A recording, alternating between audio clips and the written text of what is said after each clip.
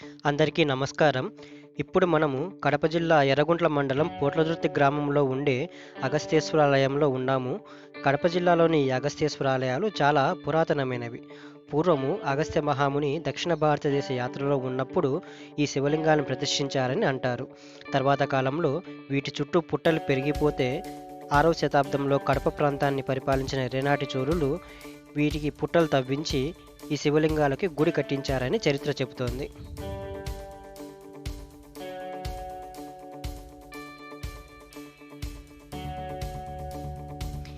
కడప జిల్లాలో ఉండే అగస్తేశ్వర శివలింగాలు చాలా ప్రత్యేకమైనవి.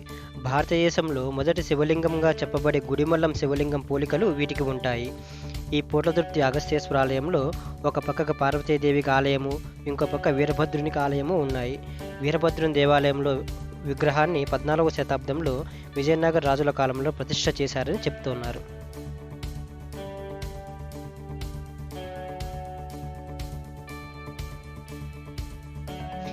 ఈ శివాలయానికి చుట్టూ గోడ కోటలాగా కట్టి ఉంటారు.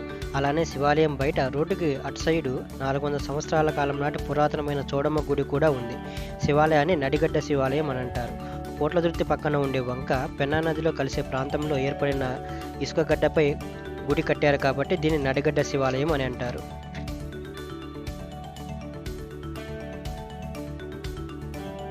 ఈ ప్రత్యేకమైన అగస్తేశ్వర ఆలయాలు కడప జిల్లాలో ఇంకో 9 ప్రాంతాల్లో ఉన్నాయి. ఇంతకుముందు మనము కల్లూరు అగస్తేశ్వర ఆలయం గురించి వీడియో తీసాము. ఆ వీడియో యొక్క లింక్ కింద డిస్క్రిప్షన్లో ఉంది.